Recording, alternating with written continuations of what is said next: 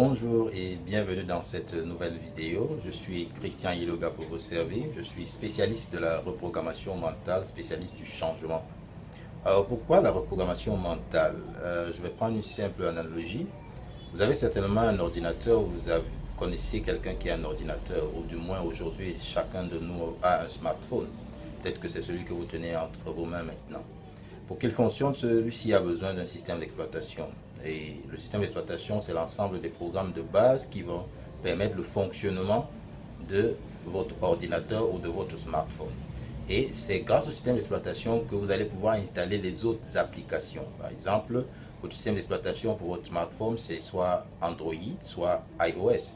Et pour les ordinateurs, vous avez toutes les suites Windows, n'est-ce pas? Windows XP, Windows 10, Windows 7, etc. Et puis, vous avez les Mac, par exemple, pour Macintosh, n'est-ce pas, avec le iOS X. Donc, bien. Donc, on a cet ensemble de programmes qui va permettre de faire fonctionner votre ordinateur, votre smartphone. Mais pour pouvoir jouir effectivement de votre ordinateur, vous allez devoir installer des applications. Et ces applications ont des tâches précises qu'elles vont exécuter. Par exemple, vous allez télécharger une application qui va vous permettre de lire des vidéos. Vous allez télécharger une application qui va vous permettre de télécharger des vidéos, télécharger de la musique, écrire des textes, etc. Donc, et de temps en temps, ce qui se passe, c'est que vous allez vous rendre compte que le constructeur vous donne la possibilité de mettre ces éléments à jour. C'est-à-dire qu'il va y ajouter des options qui vont passer le temps à améliorer, n'est-ce pas, la qualité de l'application et donc la qualité de l'ordinateur, faciliter l'usage de votre ordinateur. Donc, ce qui se passe exactement avec notre conditionnement mental, le conditionnement mental qui est l'ensemble, qui représente un peu l'éducation que nous avons eue, n'est-ce pas, et qui est constitué d'un ensemble de croyances, qui est constitué d'un ensemble de valeurs, de principes à suivre, d'interdits et de permis, ou des permissions que l'on se permet, n'est-ce pas, des permissions qu'on s'autorise, n'est-ce pas, dans le but, n'est-ce pas, d'améliorer nos conditions de vie. Donc, aujourd'hui, on va parler de développement personnel. Lorsqu'on parle de développement personnel, ce qui se passe, c'est qu'on a l'impression que c'est une expression à la mode. Hein. Bon, c'est un peu ça dans une certaine mesure, mais chemin faisant, vous allez pouvoir découvrir avec moi que le développement personnel n'est pas une option. Parce qu'en réalité, tout ce qui ne grandit pas meurt, n'est-ce pas?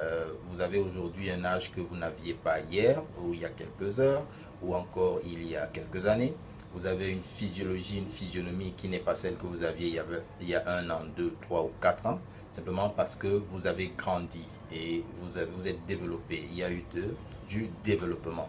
Ce développement s'est fait au niveau physique, au niveau physiologique, avec vos aptitudes, mais vous ne devriez pas vous contenter du fait qu'il soit simplement physique. Il doit également être psychologique, il doit être mental, il doit être spirituel.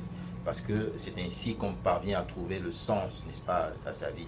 Maintenant, aujourd'hui, plein de personnes lisent des livres de développement personnel. Il y a beaucoup de coachs de vie, par exemple, des coachs dans différents domaines. Et nous aurons l'occasion dans une autre vidéo, n'est-ce pas, de parler, n'est-ce pas, de ce que c'est que le coaching véritablement, qu'est-ce que le coaching et quels sont les différents secteurs dans lesquels il peut y avoir de coaching, n'est-ce pas? Mais pour l'instant, nous allons parler de développement personnel. Quand on parle de développement personnel, à quoi pensez-vous? Il ne s'agit pas simplement d'un sujet à la mode, parce que tous autant que nous sommes, nous avons besoin de croissance, nous avons besoin de croire et de savoir que nous allons quelque part et que par rapport à hier, nous sommes aujourd'hui à une position plus évoluée, une position qui nous amène vers une amélioration de nos conditions de vie. Et c'est exactement ça, parce que quand on parle de développement personnel, il y a d'un côté le développement, de l'autre personnel. C'est une expression qui a deux termes. Le terme développement, dans le dictionnaire, il est dit que c'est l'action de se développer, de se déployer, de dérouler, n'est-ce pas, ou encore de faire grandir. C'est aussi la croissance. Le personnel, c'est ce qui nous appartient, ce qui appartient à quelqu'un. Donc, le développement personnel peut être pris comme une action propre à chacun de se développer, donc, ou de se déployer, ou de grandir. Parce que justement, nous avons besoin de grandir. Certains ont trouvé en cela souvent l'insatisfaction. Mais l'être humain, fondamentalement, a besoin de sentir qu'il progresse, qu'il s'améliore, parce que c'est ainsi qu'il trouve du sens à sa vie, c'est ainsi qu'il trouve de la joie. Donc, alors pourquoi vouloir se développer? C'est important de se développer simplement parce que tout ce qui ne grandit pas meurt. C'est pour ça que vous allez constater par exemple que euh, les riches s'enrichissent davantage et les pauvres s'appauvrissent davantage. Les riches s'enrichissent davantage parce qu'ils continuent non pas de piller, n'est-ce pas, les pauvres comme cela est répandu dans l'inconscient, même si pour certains cas c'est le cas, c'est la vérité. Ce qui se passe, c'est que les riches continuent de s'améliorer, de trouver de nouveaux moyens pour s'enrichir davantage. Et ils ne peuvent pas s'arrêter parce que c'est ce qui donne sens à leur vie, c'est ce qui leur permet de grandir. De la même manière, les pauvres, parce qu'ils ne font rien, tout ce qui ne grandit pas meurt. Regardez dans la nature, si une plante ne pousse pas, si elle ne croît pas, ce qui se passe, c'est qu'elle meurt. Si sur le plan physique, nous ne grandissons pas, en fait, nous mourrons. Et ce qui se passe avec notre corps, par exemple, c'est que nous allons grandir, nous allons vieillir, puis nous allons mourir. Quelle que soit la manière dont nous allons mourir, mais nous allons finir par mourir lorsque nous aurons passé suffisamment de temps ici-bas. Donc, pourquoi il est important de se développer par soi-même? Simplement parce que vous êtes la clé majeure de votre succès. Personne d'autre n'affronte les problèmes que vous devez traverser. Vous les traversez, vous voyez très bien ce que ça vous cause au niveau personnel, au niveau émotionnel, au niveau affectif, au niveau de vos relations, ce que ça crée comme trouble. Vous ressentez cette insatisfaction que vous avez à l'intérieur de vous et qui, n'est-ce pas, vous étouffe en quelque sorte. Donc, le besoin de croître, Abraham Maslow a mis différents besoins, n'est-ce pas, il les a classifiés, il les a hiérarchisés, n'est-ce pas, en 5. On a le besoin au départ, c'est le besoin physiologique, c'est-à-dire celui de manger, celui de boire, celui de dormir, celui de coucher, par exemple, celui de respirer, n'est-ce pas? Mais quand on a déjà le besoin, lorsqu'on a déjà assouvi ces besoins-là, on a besoin, n'est-ce pas, de se sentir en sécurité, de créer un environnement qui est favorable, qui est propice à notre épanouissement. Ensuite, une fois qu'on a créé cet environnement, on a besoin de sentir qu'on appartient à une communauté. On a le besoin d'appartenance. C'est celui qui va vouloir qu'on soit aimé par les autres. Une fois que c'est fait, on a besoin d'estime parce que finalement, on a besoin de se faire respecter. On aimerait être respecté ou être apprécié par sa juste valeur, par les autres. Mais au final, le dernier qui est le besoin d'accomplissement qui permet de se réaliser, d'être véritablement ce qu'on est ou de devenir ce qu'on souhaite être, est celui qui est suprême.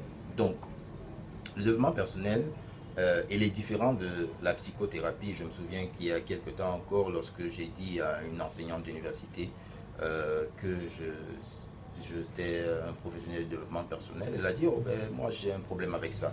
Bon, au Cameroun, et comme en Afrique, et comme partout ailleurs, quand on ne comprend pas quelque chose, on a un problème avec tout. L'essentiel, c'est qu'il faut aller au fond des choses. Le développement personnel est différent de la psychothérapie sous plein de plans. Hein.